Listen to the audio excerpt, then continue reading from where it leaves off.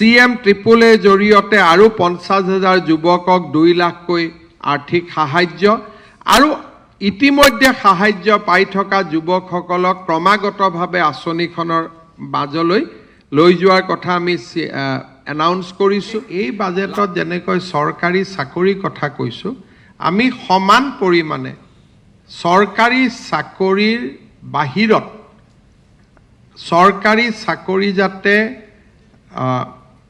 সীমাবদ্ধতাৰ প্ৰতি লক্ষ্য ৰাখি বাহিৰতো আমি কৰ্মসংস্থাপনৰ সৃষ্টি কৰিব পাৰোঁ। বাজেটত তাৰ বিষয়ে আমি দীঘলীয়াকৈ কৈছোঁ, আপোনালোকে বিভিন্ন ক্ষেত্ৰত চাব পাৰিব। যোৱা বছৰ আমি 1 লাখ ল'ৰা ছোৱালীক 2 লাখকৈ টকা দিছোঁ।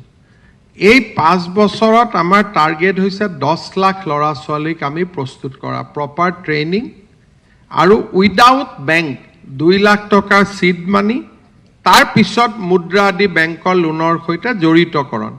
CM ট্ৰিপল এত বহুত ভাল কাম হৈ আছে। কেতিয়াবা আপোনালোকক মই মাতিম, মোৰ লগত বহুত ভিডিঅ' আছে, আপোনালোকক মই দেখুৱাম, আপোনালোকে খুব ভাল পাব। এটা পেৰেলেল ৰিভলিউশ্যন এটা অসমত আৰম্ভ হৈছে আৰু কোনো ল'ৰাই মোবাইল ফোন বা বাইক কিনা নাই। লাখপতি বাইদেউৰ ক্ষেত্ৰত আগতে গ্ৰুপে লোন পালে তাৰ ৰেজিষ্ট্ৰেশ্যন আদি চৰকাৰে ৰেহাই দিছিল। এইবাৰ আমি উল্লেখ কৰিছোঁ গ্ৰুপ নহয়, ইণ্ডিভিজুৱেল বাবেও যদি কোনোবা আই মাতৃয়ে লাখপতি বাইদেৱে বেংকৰ পৰা লোন পায়, আমি ষ্টাম্প ডিউটি আদি সম্পূৰ্ণ ৰেহাই দিম আৰু 9 লাখ লাখপতি বাইদেৱে লোন পাব যাতে পাৰে, তাৰ কাৰণে আমি ক্ৰেডিট গ্যাৰেণ্টি ফাণ্ডৰ আমি নিৰ্মাণ কৰিম। আমি বাজেটত উল্লেখ কৰিছোঁ যে আগষ্ট মাহৰ পৰা আমাৰ ৰাজ্যৰ আটাইবোৰ জনকল্যাণমুখী আঁচনিৰ কাম পুনৰ আৰম্ভ হ'ব। অৰুণোদয়, নিযুত মইনা, নিযুত বাবু, জীৱন প্ৰেৰণা, যিমানবিলাক ৰাজ্য চৰকাৰৰ সুলভ মূল্যত চাউল, চেনি, দালিৰ যোগান, যিমানবিলাক আমাৰ আঁচনি আছিল, পূৰ্ণাংগ বাজেট দাখিল নকৰাৰ কাৰণে এই আঁচনিবোৰ যোৱা এমাহ বা 2 মাহত ৰূপায়ণ হোৱা নাছিল।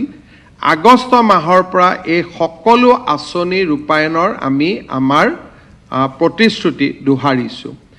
আপোনালোকে জানি নিশ্চিতভাৱে সুখী হ'ব যে প্ৰথমবাৰৰ বাবে আমাৰ চৰকাৰে আমাৰ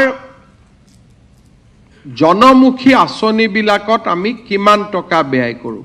আমাৰ বহুতবিলাক আঁচনি আছে, যেনেকৈ দুগ্ধ উৎপাদনকাৰীসকলক আমি প্ৰতি লিটাৰত 5 টকা সাহায্য দিওঁ, অৰুণোদয় দিওঁ, নিযুত বাবু, নিযুত মইনা, জীৱন প্ৰেৰণা, আমাৰ চাহ বাগিচাৰ মাতৃসকললৈকে তেওঁলোকক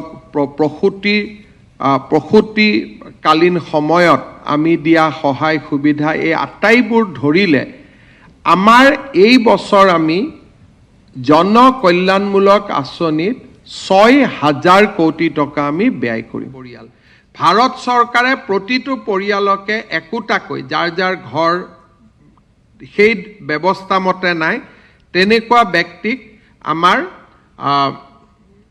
PMY আঁচনিত আনিবৰ বাবে সিদ্ধান্ত লৈছে। অৰ্থাৎ প্ৰতিটো পৰিয়ালে 1,60,000 টকা কৰি ভাৰত চৰকাৰৰ পৰাও লাভ কৰিব এবাৰ লেণ্ড এলটমেণ্টৰ পিছত। চাহ শ্ৰমিকসকলৰ জীৱনলৈ এক ডাঙৰ পৰিৱৰ্তনৰ বাৰ্তা এই বাজেটে কঢ়িয়াই আনিছে। ৰাজ্যৰ কৰ্মচাৰীৰ বাবে কেইবাটাও সুখৰ খবৰ। পে কমিশ্যন গঠন কৰা হৈছে। আপোন ঘৰৰ লিমিট 50 লাখ টকালৈকে বৃদ্ধি কৰা হৈছে। চৰকাৰৰ উপৰিও ছ'চাইটি পাব্লিক আণ্ডাৰটেকিংছতো মেটাৰ্নিটি লিভ চৰকাৰী কৰ্মচাৰীৰ সমানভাৱে পাব, তাৰ সিদ্ধান্ত গ্ৰহণ কৰা হৈছে। আৰু এটা নতুন আমি কাম হাতত লৈছোঁ যে সন্তান জন্ম দিয়াৰ পিছত মেটাৰ্নিটি লিভ পায়, কিন্তু পেটাৰ্নিটি লিভ অসমত নাছিলে। মাকগৰাকী হস্পিটালত থাকে প্ৰথম 6 দিন 7 দিন, দেউতাকগৰাকীয়ে মাকৰ লগত থাকিব লাগে, মাককো চাব লাগে, সন্তানকো চাব লাগে। তাৰ কাৰণে তেওঁলোকে কেজুৱেল লিভ লয়। সেইকাৰণে এইবাৰ আমি কৈছোঁ যে এটা সন্তান জন্ম পোৱাৰ পিছত বা জন্ম হোৱাৰ পিছত পিতৃজনেও 2 সপ্তাহৰ বাবে পেটাৰ্নিটি লিভ পাব। আমাৰ ৰাজ্যৰ কৰ্মচাৰীৰ বাবে ই আৰু এক সুখৰ বাতৰি।